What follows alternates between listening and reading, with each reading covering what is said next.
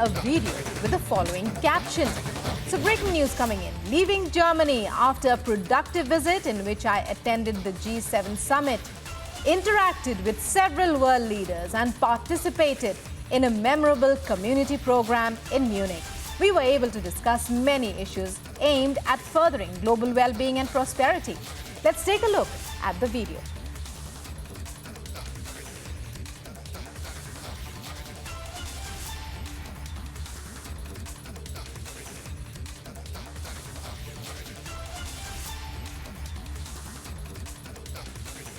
So Prime Minister Modi there at the G7 summit and wrapping up his visit with a note of appreciation, saying that it was a very successful visit, even as India participated as a special invitee of Chancellor Olaf Scholz, the German Chancellor, in this year's G7, the group of 7 of the richest nations in the world.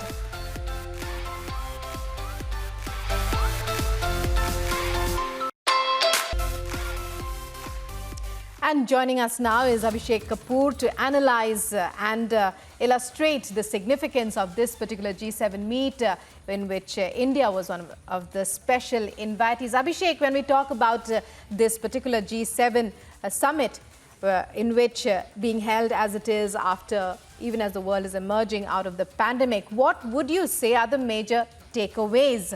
What has been India's focus? Has India been able to successfully achieve its targets?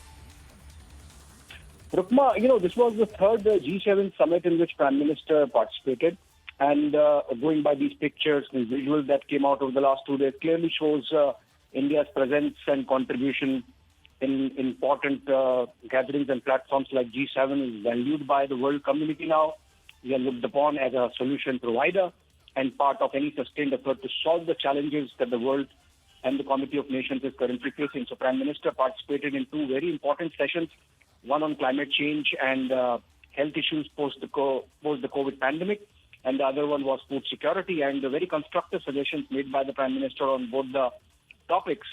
Also in the pictures, particularly, Rukma, if you look at the kind of body language we are seeing between Prime Minister and the other world leaders, the kind of respect and camaraderie and the comfort that is seen between Prime Minister and French President Emmanuel Macron and Prime Minister and American President Joe Biden, that really speaks for itself. So not just the very personal touch that Narendra Modi brings in with his energetic diplomacy, but also India's place in the larger scheme of things.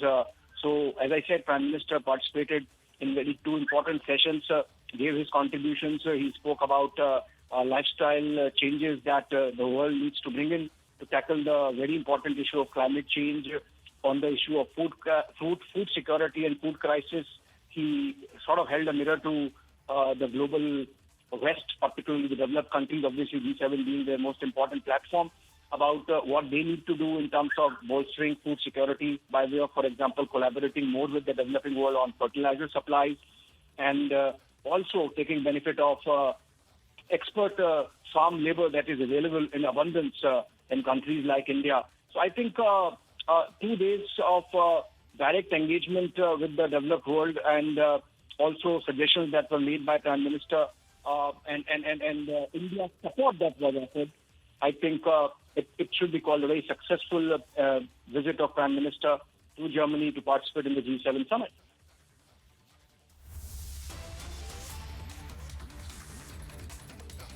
Right, and when we talk about, India being a special invitee once again, there was a sense that this particular G7 summit could be overshadowed by, thoughts of the Ukraine, by talk and discussions centering around the Russia-Ukraine crisis. But India successfully being able to steer it away from just concentrating on that and bringing it to other issues that India would be concerned about, that India would be looking to as far as opportunities and investments are concerned. Well, right now, Abhishek, we are also looking at some of the gifts that, the Prime Minister